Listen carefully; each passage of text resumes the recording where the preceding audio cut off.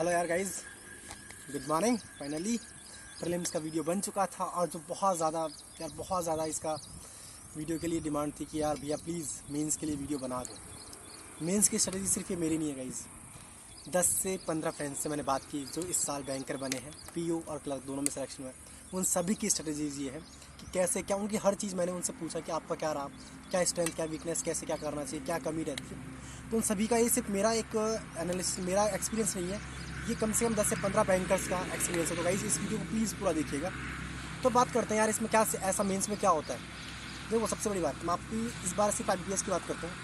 IBPS में PO में approx 1000 vacancies थी और क्लर्क में अप्रॉक्स 10,000 वैकेंसीज थी। सिर्फ एक गुना पास किया जाता है, ठीक है, मेंस में क्लर्क के लिए, और मेंस में पीओ के लिए 3 टाइम्स, ठीक है। तो 7 गुना वहाँ बाहर हो गए, 9 गुना यहाँ बाहर हो गए। तो ठीक है, 6000 लिया, उसमें से 7 मल्टीपल्स, 6 7 से 30 42, 6 7 से 42, 42,000 लड़के वहाँ बाहर हुए मेंस में। क्लर्क की बात कर लो, अप्रॉक्स 10,000 थे, 9 टाइम्स बाहर हुए।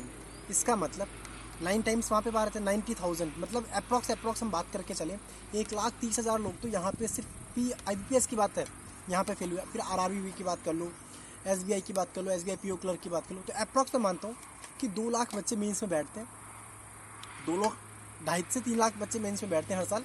लेकिन फिर भी सिर्फ 2 लाख से ज़्यादा लोग उसमें फेल हो जाते हैं।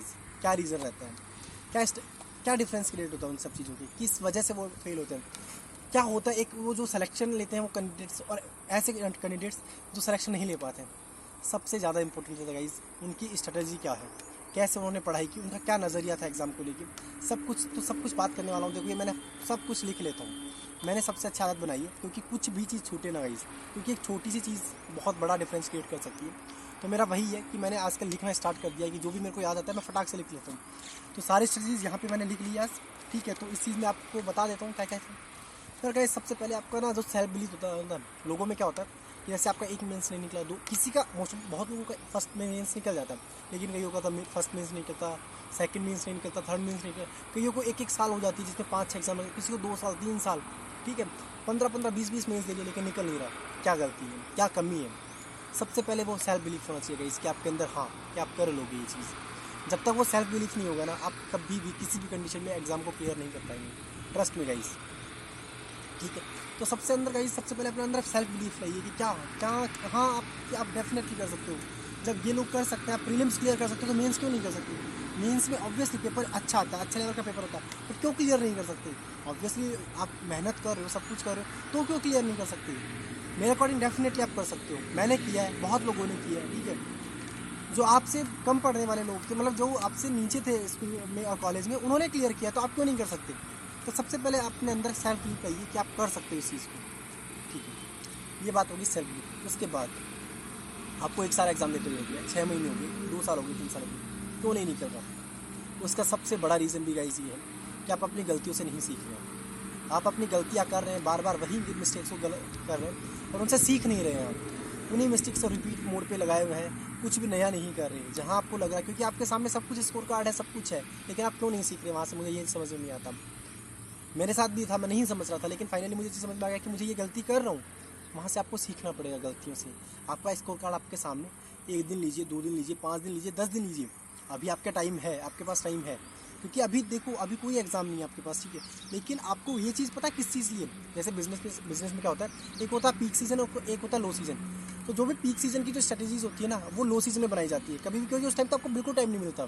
तो वैसे ही अभी आपके लो सीजन चल रहा है, अभी कोई एग्जाम्स नहीं है, लेकिन आपको जब हाई सीज़न आएगा उस time back to back exams होंगे, तब आपको ये सोचने का टाइम नहीं मिलेगा कि मैं क्या करूँ, कहाँ गलत कर रहा हूँ, क्या गलत नहीं, क्या गलत कर रहा हूँ, क्या सही करना चाहिए। उस टाइम आपको बिल्कुल टाइम नहीं मिलेगा। तो ये टाइम इसीलिए टाइम है कि आप इस पर जाइए, पूरा अपना देखिए, पूरे एनालिसिस कीजिए खुद को कि क्या कर सकते हो आप, कहाँ पे मिस्टेक्स कर रहे हैं, उन चीज़ों को, मिस्टेक्स को आप सुधार सकते हैं।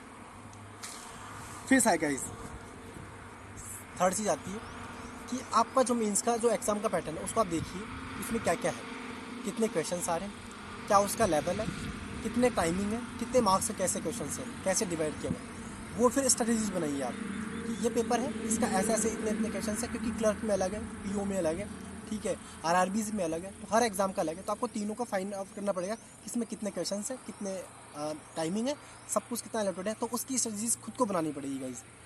फिर हम बात करते हैं चौथी चीज़। चौथी चीज़ गाइज, कंसेप्ट क्लियर होना बहुत ज़्यादा जरूरी है मेंस के लिए।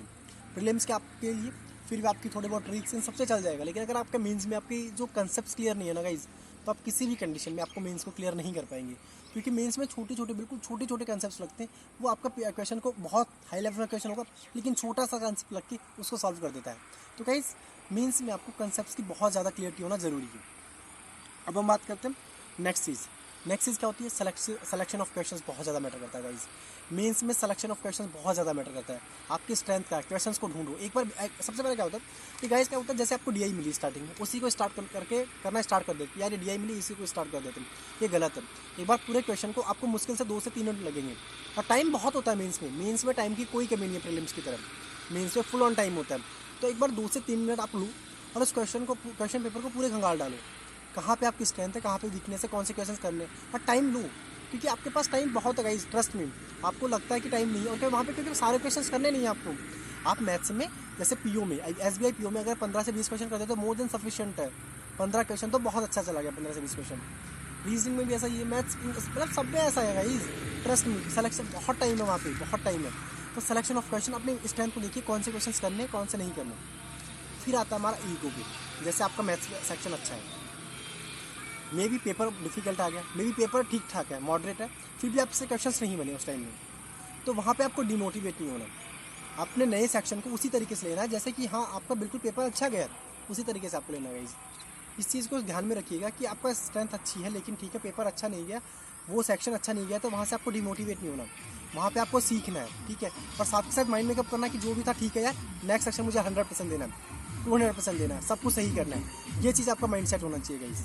और अगर आपका क्वेश्चन नहीं बन रहा है, सपोज एक बार मैंने बनाया, आपने डीआई नहीं बनी, दूसरे टाइम में बनाई नहीं बनी, तो आप छोड़ दीजिए उस क्वेश्चन को। जब आपके पास टाइम बचता है तो आके एक बार देख लीजिए, क्योंकि वो सिली मिस्टेक्स आप है ना, छोटी सी चीज़ गलत पढ़ लेते हो और उससे पूरा डीआई और पजल गलत बन जाता है। ये मेरे साथ खुद से साथ हुआ है, आपके साथ भी होता होगा ये चीज़। तो उस छोटी सी मिस्टेक की वजह से आप बार बार वही पढ़ते हैं, लूप में चलता रहता है और वो मिस्टेक होती रहती है।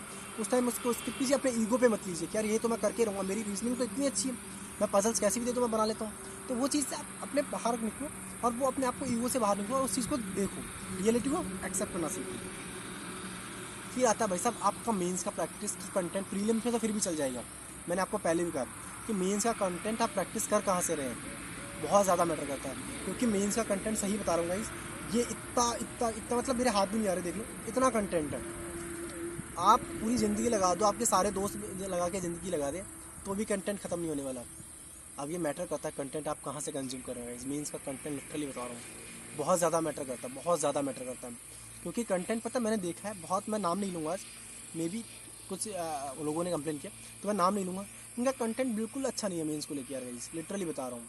वहाँ पे लोग खुश भी होते हैं अपने मार्क्स देके कि यार हमारा सब कुछ सही चल रहा है, लेकिन वो ना मतलब वो आपको वो फील नहीं आएगा, आपको एग्जाम में जाके वो फिर मज़ा ही नहीं आएगा आपको एग्जाम देने में। क्योंकि वहाँ पे क्वेश्चन का लेवल होगा ये आपने प्रैक्टिस किया हुआ है ये, जबकि होना चाहिए कि एग्जाम का लेवल ये आपने प्रैक्टिस किया हुआ है ये, ठीक है। सेकंड थिंग, जरूरी नहीं है आप सारे डी आई और पजल बनाओगे, लिटरली ये चीज़ बता रहा हूँ, प्रैक्टिस के टाइम ही बता रहा हूँ। मॉक की और एग्जाम की बात छोड़ दो अभी, आपसे ज़रूरी नहीं है सारे पजल्स बन जाएँ, सारे डी आईज बन जाए, लेकिन उनको आपसे नहीं बन रहा है, ठीक है, क्योंकि पजल तो बननी ही बननी है, डीआई में भी ना बने आपसे, पजल तो बननी ही बननी है आपसे। 2 दिन लगाओ 3 दिन लगाओ, लेकिन उस पजल को ख़त्म करो।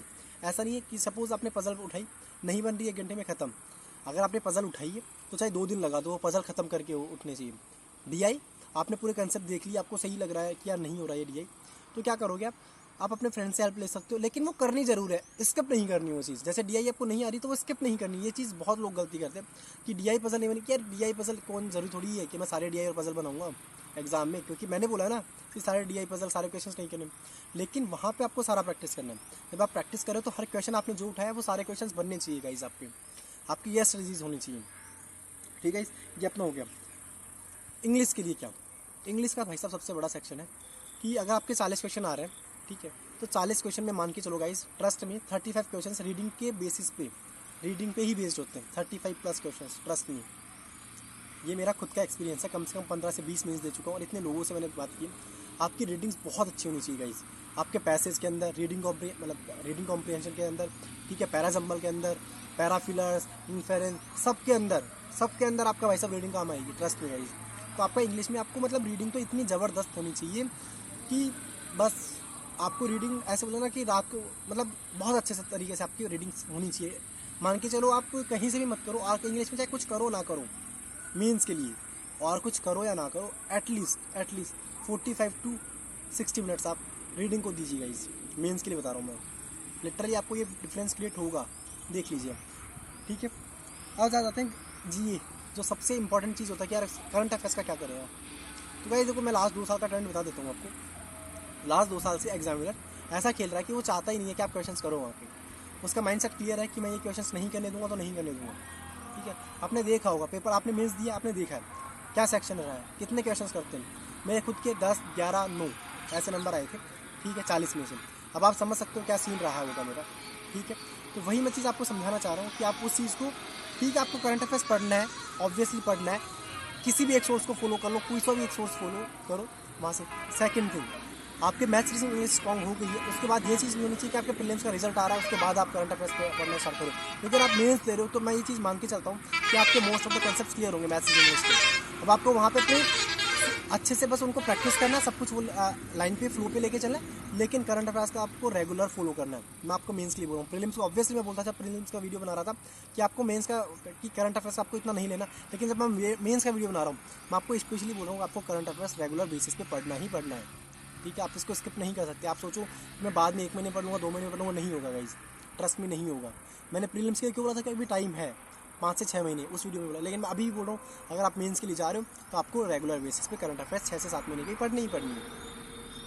ये करंट अफेयर्स के लिए होगा, कोई भी एक सोर्स फॉलो कर लो, कोई भी एक सोर्स फॉलो कर लो, वहाँ से पढ़ लो, साथ में जो भी क्विजेज होते हैं फ्री वाले वो लगा लीजिए गाइस। मेरी तरफ से ये करंट अफेयर्स के लिए बेस्ट एडवाइस है।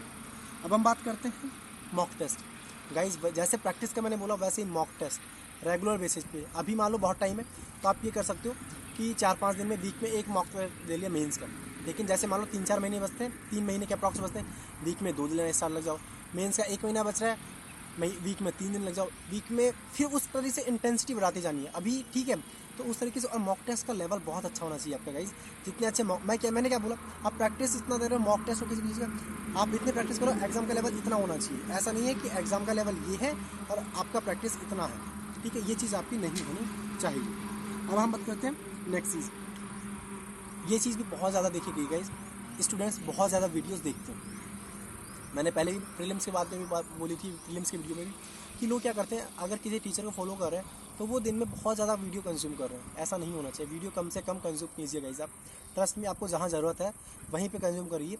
सेल्फ प्रैक्टिस ही आपको सिलेक्शन दिलवाएगी, सेल्फ प्रैक्टिस ही बहुत ज़्यादा आपको हेल्प करेगी एग्ज़ाम क्लियर करने में। ठीक है, अब पजल DI आपको रेगुलर बेसिस पे करनी है। Puzzle DI, reading comprehension, para example, ये रेगुलर बेसिस पे होनी चाहिए। कोई भी ऐसा नहीं होना चाहिए कि कंसिस्टेंसी से होनी चाहिए। ऐसा नहीं है कि 2 दिन बनाया 3 दिन छोड़ दिया, 3 दिन बनाया 2 दिन छोड़ दिया, ऐसा किसी भी कंडीशन में नहीं होना चाहिए। नेक्स्ट चीज़, अगर आपकी स्ट्रेंथ मैथ्स है, मैंने ये चीज़ भी बहुत ज़्यादा देखी है एक्सपीरियंस में।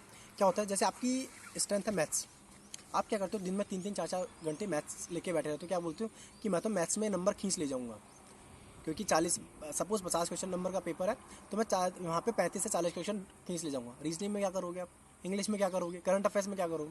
तो सब्जेक्ट्स को टाइम बराबर दो, बराबर इन द सेंस आपको जैसा लगता है ये स्ट्रेटजी आपकी होनी चाहिए किस सब्जेक्ट को कितना टाइम देना है। लेकिन ऐसा मत करना गाइस, एक सब्जेक्ट को बहुत ज़्यादा टाइम दे रहे हो, एक सब्जेक्ट को बहुत कम टाइम दे रहे हो। ये आप खुद के अकॉर्डिंग डिसाइड करिए कौन से सब्जेक्ट को कितना टाइम देना गाइस, ये आपके ऊपर होना चाहिए।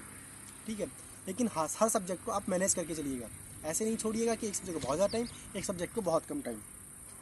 ठीक है, सेकंड थिंग, आपका मेंस क्लियर हो रहा है, लेकिन इससे गलती ये भी मत करिए, ये मेरे साथ गलती हुई थी कि आप प्रीलिम्स से बहुत दूर चले जाएं। प्रीलिम्स को हमेशा साथ लेके चलिएगा गाइज। ठीक है, वहाँ से दूर कभी भी नहीं जाना, आपको प्रीलिम्स को और मेंस को साथ लेके चलना है। प्रीलिम्स को ऐसा हो सकता है कि जैसे आपका ऑब्वियसली आपका प्रीलिम्स का हर एग्जाम क्लियर हो रहा है तो प्रीलिम्स को एक मॉक दे लिया यार दिन में, बाकी सारा टाइम मेंस पढ़ रहे हो, लेकिन प्रीलिम्स से दूर कभी मत हुई है। ठीक है, और सबसे लास्ट चीज़ गाइज, ये मैंने सारी चीज़ें कर दी, लेकिन सबसे लास्ट चीज़, सबसे इंपॉर्टेंट चीज़, आप रिलैक्स होके पढ़ाई कीजिए। कभी भी ये टेंशन मत लीजिए मेरा मेंस क्लियर नहीं हो रहा, मेंस ऑब्वियसली नहीं हो रहा, क्या कर लोगे, इतने मेंस क्लियर नहीं होगी, अब क्या कर लोगे। टेंशन डाउन हो, टेंशन करने से क्लियर हो जाएगा, नहीं होगा। तो वो अपने आप को सेल्फ बिलीव तो ले आइए, लेकिन उसके बाद रिलैक्स होके पढ़ाई कीजिए, रिलैक्स होके एग्जाम दीजिए, रिलैक्स होकर प्रैक्टिस कीजिए। सब कुछ रिलैक्स मोड में होना चाहिए। मैं मानता हूँ स्टार्टिंग में डिफिकल्ट लगेगा, लेकिन ट्रस्ट में गाइस, आराम से जब भी आप पढ़ाई करने बैठे आराम से आइज़ क्लोज कीजिए, माइंड को रिलैक्स कीजिए। ठीक है, जो भी थॉट्स आते हैं आने दीजिए, रिलैक्स कीजिए, उसके बाद पढ़ाई करने बैठिए, बहुत अच्छा लगेगा गाइस। मेरी तरफ से मेंस का ये कंटेंट यही था, यही एडवाइजेस थी मेरी, यही आपको सजेशंस थे। फिर भी आप